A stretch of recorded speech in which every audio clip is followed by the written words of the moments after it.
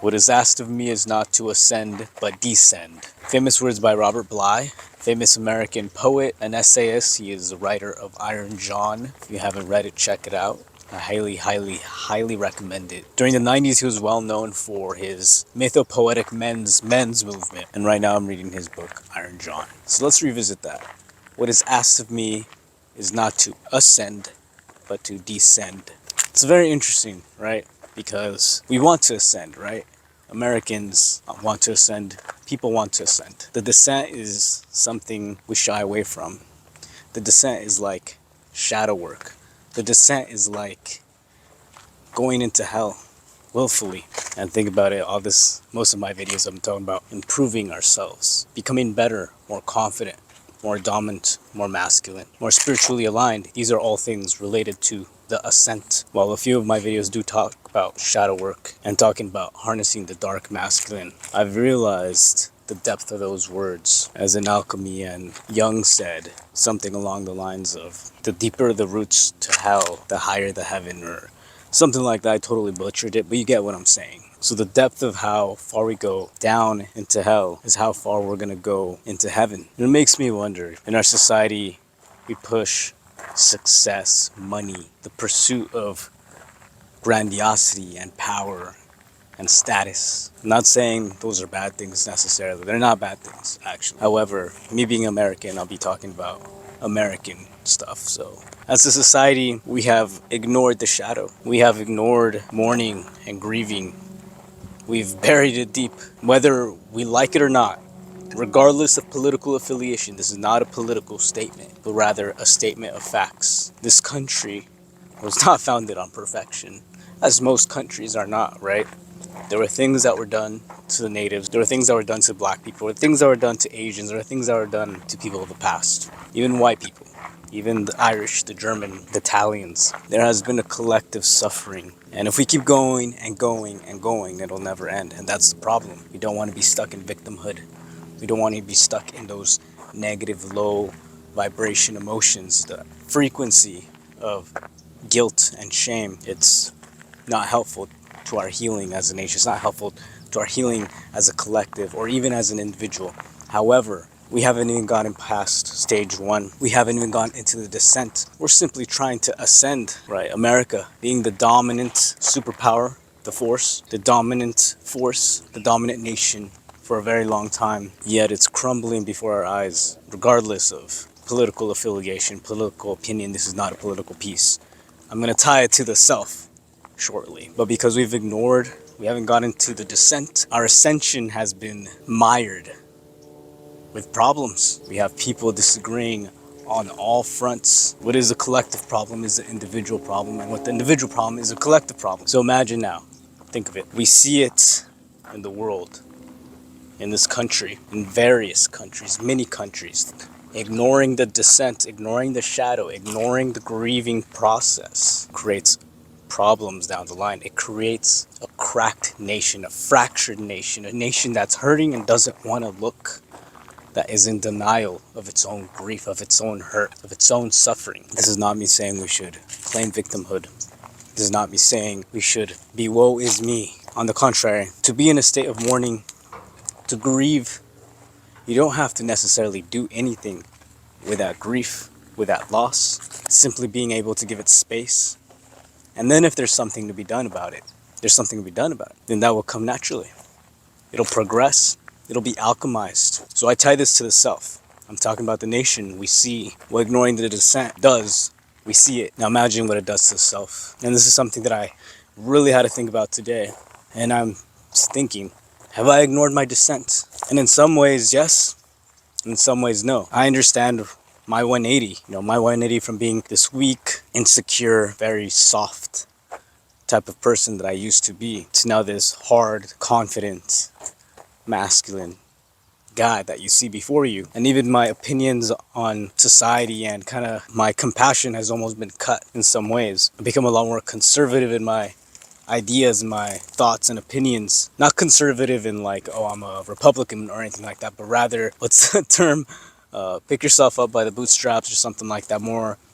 Less compassion for the least, less fortunate. And less understanding of people that are struggling, and being more like, well, if I can do it, they should be able to do it. Which to some degree is very true. Masculinity does grow through challenge. Challenge is great. I'm not denying that. But I've seen now a part of me is ignoring the grief and projecting that grief, that suffering to others. I don't like seeing it in that person, in that collective. Therefore I get angry. Therefore I get frustrated. And understandably, okay? Understandably so.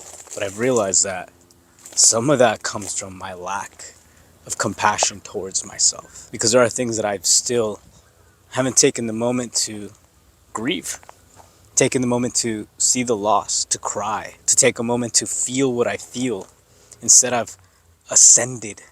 I've focused on my confidence. I've focused on my abilities to create. I've focused on my power. I've focused on everything else related to ascension. I've even harnessed the dark parts of me in order to wield the power. Imagine taking the descent or parts of the shadow for power instead of sitting with it, not having to do anything with it. It's kind of funny how I've done that. And this is a moment of realization. I'm like, because in order to grow into the man that we want to be, grow into a fully integrated, a true man from boy to man, we have to go into the descent. We have to descend. This is shown mythologically in stories for thousands of years, from the Sumerians to now, from Greek legends and myths to fairy tales, the story of Orpheus and even Odysseus. You have Jesus, all these figures who have to descend, go into hell, go into the darkness, survive, and come back with something new, come back with a gift, come back with a new life. The descent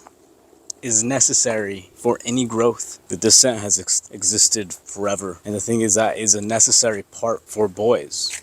And I don't mean boys like 8-year-olds. I mean boyhood psychology, boyhood mentality. That's what I mean. You could be 35, you could be 40 and still have boyhood psychology. We all know those men, the man child, right? We all know them. That's what I'm talking about. So referring to them, referring to me, to those of us who are on the journey, the descent is necessary.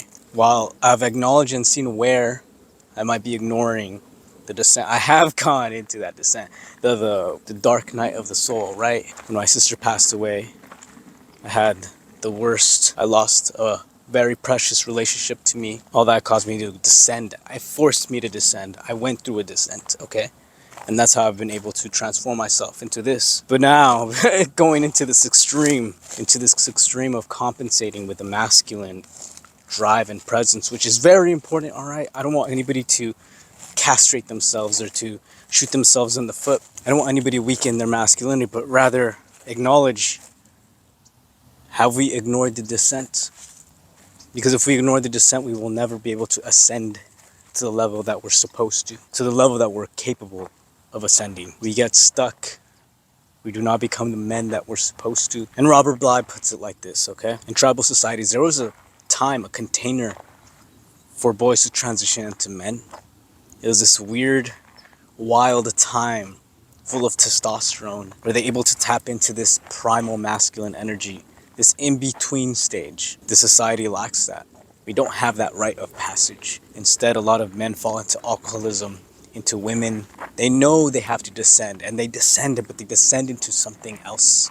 They descend into destructiveness, and some of them come back. They ascend.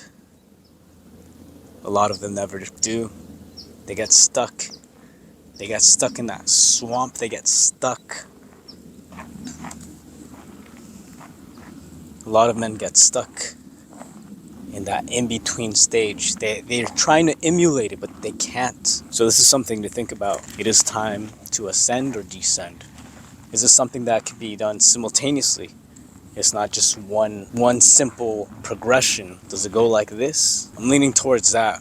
Because like I said, I have descended. I've descended before. Right now I have the awareness that in some aspects, I've ignored these shadow aspects. Thankfully, I've garnered some awareness.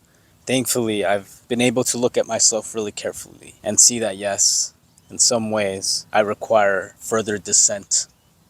A genuine descent, not because I want to gain power or influence, not because I want to use that as a tool, but rather to stay in the presence of that shadow, stay in the presence of that dark cave, to understand it, to feel it, to be in it, until I'm able to retrieve a gift till I'm able to touch it, bring it close to my heart, and go back. So the Greek term for this, I might butcher this, correct me, alright? Katabasis or something. That is the Greek term for the descent. So this is the question of the video, fellas. And it'll resonate or it won't. I ask, is what is asked of you to ascend or descend? And you'll know. Be genuine, be authentic, be honest. There's no right or wrong answer to ascend or to descend. Either way, it'll be for your benefit, for your growth. For anyone that hasn't checked out Robert Bly's work, I invite you to watch his videos on YouTube. And if not, read Iron John. It's been a transformational book. It's been life-changing. If you like King Warrior Magician Lover, you will really enjoy Robert Bly. If you're new to this channel, my name is Nathan. I go by Nate Rocks. This channel serves as a space for the masculine collective. We're trying to create a higher order of masculinity, or rather, we're trying to tap into a higher order of masculinity. If this video and this message resonates with you, I invite you to subscribe and to like the video. Please share if you feel this would help another man or even another woman understand the battles that men face in this modern day. I'm currently creating a men's community, a sacred masculine community. Click the link down below. It's $1 to join, and I'll be having lectures, guests, book readings. I'm open to different suggestions, but it's going to be a space for this higher order of masculinity, for men that want to help build that transition from boyhood to manhood and the higher level of consciousness. Please join me.